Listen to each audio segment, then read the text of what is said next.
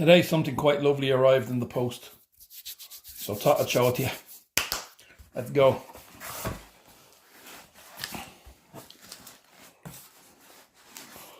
So again, it's from Denny, Slotcar Union, where I got my cars. Okay, Slotcar Union. Thank you very much. And of course, the usual little bag of Haribo. That's Valentine's Day covered for next year. Okay. That's it into this car. You don't need to see me doing loads of unwrapping. Let's get rid of that. Now, it is BRM. Let's adjust you guys a little bit. Maybe zoom in. Yeah, let's go with that, guys.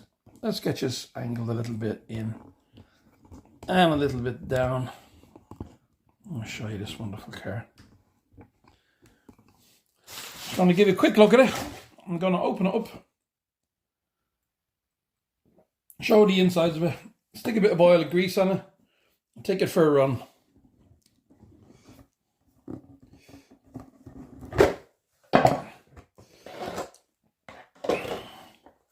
Now, look at that little beauty. And inside you have the exhaust pipe and the mirrors and stuff like that in the little bag.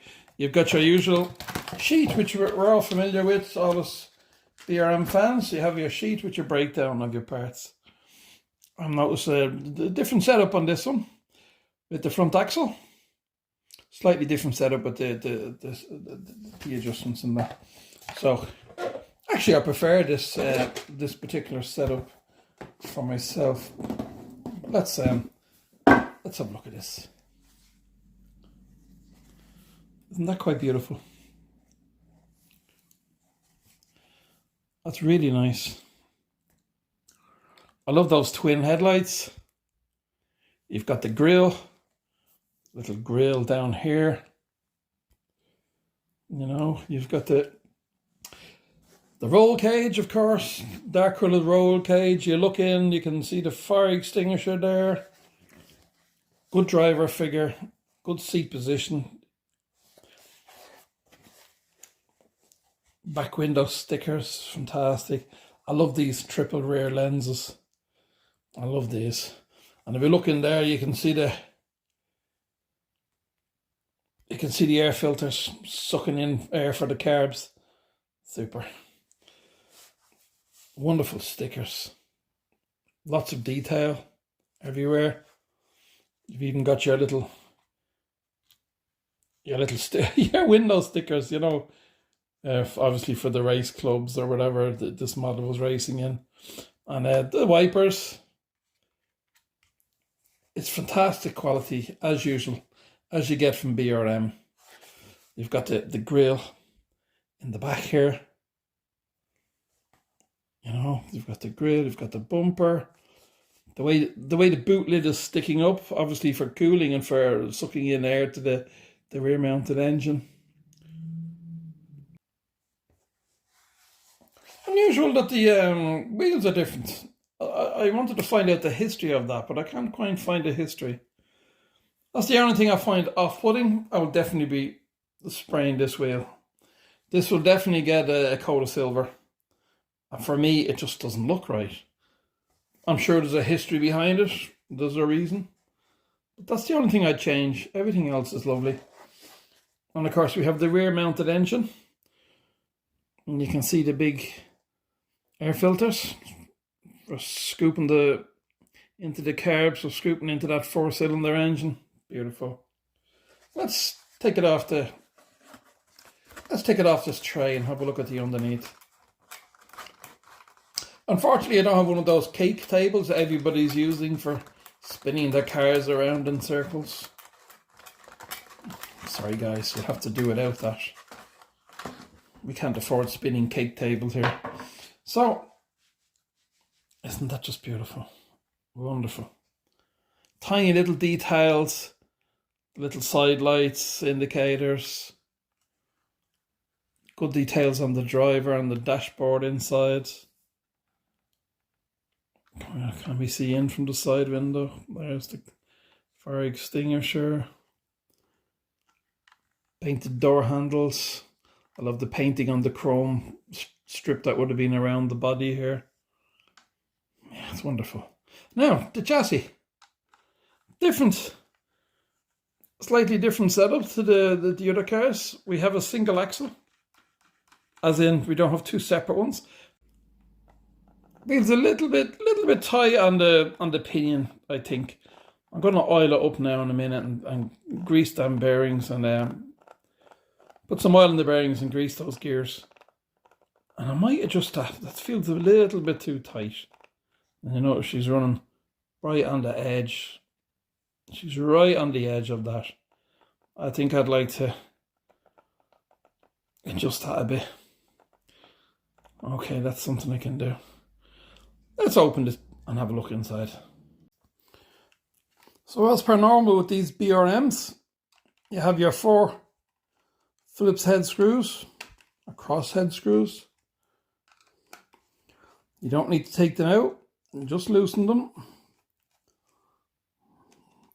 Have a tray underneath you, in case they do pop out if you go a little bit too far when you're loosening them. And then the body, usually you can pop the body off if you can get your fingernail in there or something. And we pop the body off. And let's have a look at the moulding there. It's a nice moulding, nice and light. That's what you want, you know. You don't want too much weight up top. Yeah, so that's the body work there. And the little moulding here where they have the stuff, the engine details. Your carbs, that's where your carbs are put in there, and then the plastic is glued down. Okay, let's have a look at this chassis. So you see it is different. We have the single axle, which I prefer. They always seem to run much better with a single axle instead of this double mounts and 2 small stub axles. That runs lovely already, straight out of the box. That is absolutely really nice. Little bit of movement on the chassis, just enough. Little bit of float. That's everything's good there. That's the only thing. That's a little bit tight. Just a wee bit. Let's run it and see how it is at that setting. It'll probably bed in, but I reckon at some stage I'll need to move the crown gear either in a little bit or just the motor and bring the pinion out a little bit and then away a little bit. We'll do some adjustments. There is your standard bit of play there, so it's not too tight. It might be okay. So what I do is, I usually, as I said, I use this grease from Slotcar, the X4 grease. And what I usually do is, I get my toothpick,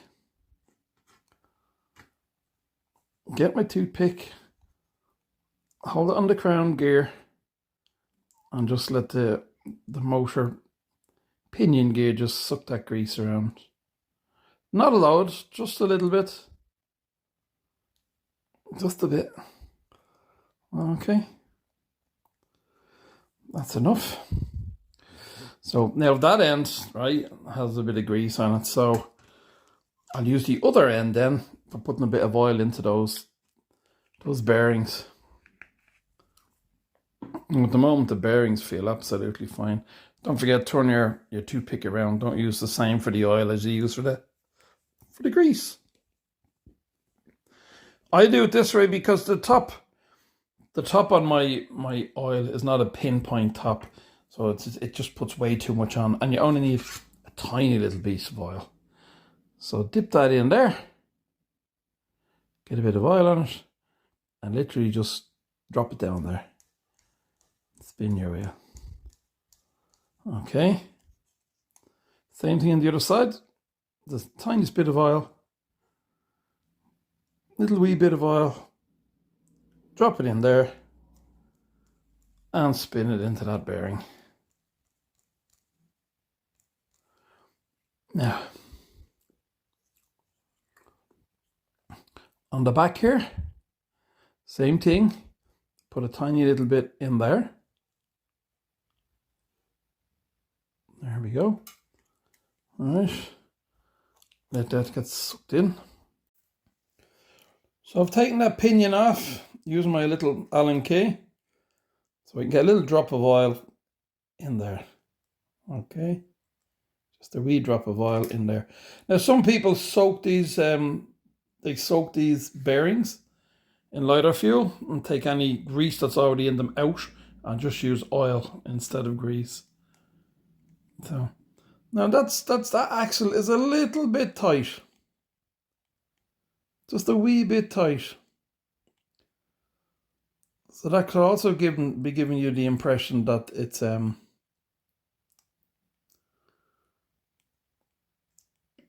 the pinion is rubbing too hard because you have a bit of tightness on the axle. So I'm just going to do something here. After a lot of faffing around, I finally have this running a bit sweeter now. I found that these grub screws are hitting the chassis on the inside. I found the axles needed to be straightened. The axles as they run through the axle mounts. There was a lot of bits I had to do with this. I had to adjust the motor to get that pinion sitting a bit better on that. Took the wheels off, took the bearings off, adjusted all this, put some oil and grease in there. A lot of faffing about with this one. I haven't run it yet, but it feels nice now. Let's see how it runs. This one definitely wasn't running good straight out of the box. This one needed some tinkering. They all do, but this one in particular was not behaving itself. So, okay, and you take this off as well. You have to be careful, the little brass washers and that. You don't lose this big washer and the little washer. And all your little grub screws. But please, BRM. Please, please, please. Do something about these terrible mounting screws for the motors. Sorry. These. Please do something about these. They're absolutely terrible. You tighten them just enough that you think would be okay, and you start spinning. The head is gone already. Look at the head on that, look. That's absolutely ridiculous. Let me see if I can get my magnifying glass in there. I see.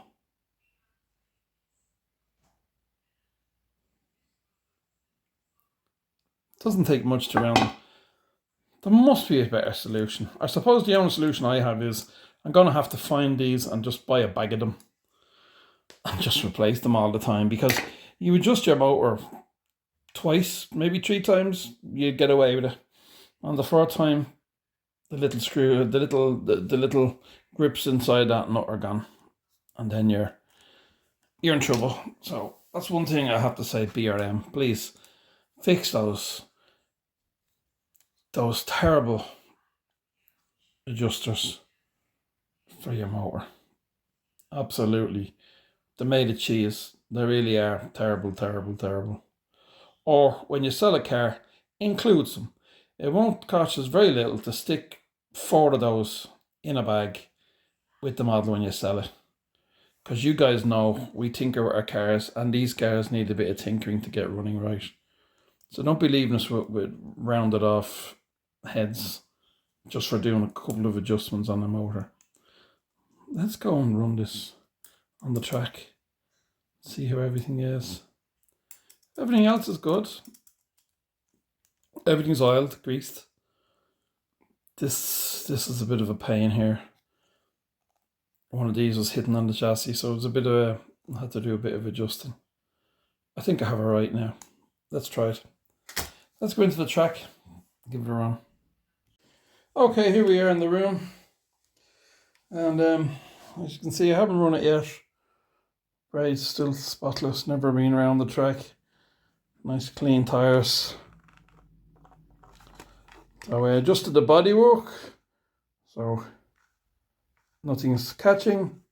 Everything's looking fine. The gears might be a little bit tight still, maybe.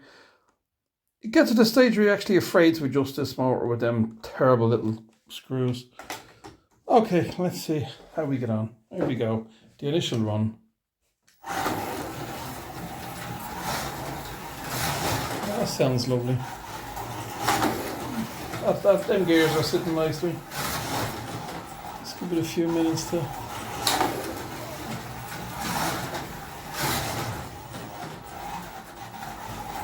It's going to fan out those braids a little bit.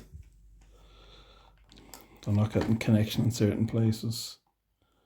Gives them a little bit of convincing. I'll just widen them out a little bit just to try and get a bit more connection. So far so good. Seems to be running very nicely. Maybe I'll pan the camera around, guys. What do you think? Hold on. Okay, panning with one hand, driving with the other, and trying to look through the phone, so excuse me if it's a bit all over the place.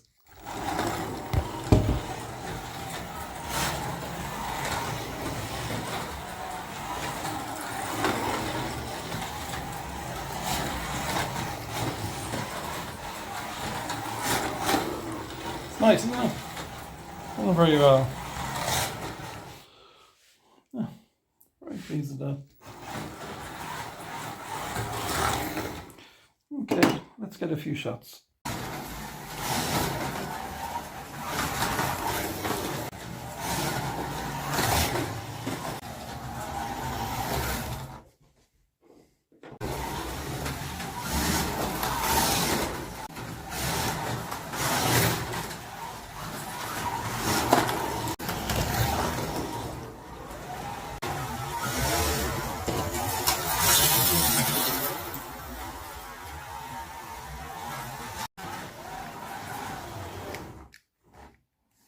Well, there we have it, guys. NSU. Lovely car. Nsu Tt. You can see she's kicked up a bit of dust on the track. Running lovely. Another awesome car from BRM. Really nice. Really like it. And BRM do make wonderful cars. Guys, just fix them cheese-headed screws on the motor adjustments. But yeah, it's lovely. Very nice. Very pleased with that. Looks well beside the BMW. So there we go. That's my post for today. I hope you enjoyed it, and it was informative. And maybe you haven't seen this car running around before. Maybe it's your first time to see this particular one. Lovely colours. I love the green and the blue. Really contrast very well. And the very high quality stickers, the liquid moly and the number sticker on it, and the everything. You know, the NSU trophy sticker on the door. Oh, it's endless. The quality, the detail is just fantastic. This one took a little bit more tinkering on the rear axle with the UV joint in the centre there and a few things like that. But she's running smart now. Absolutely. Running beautiful. So there we go. Thank you, BRM. And thank you, Slotcar Union. That's it. All the best from myself, Harry. Greetings from Latvia.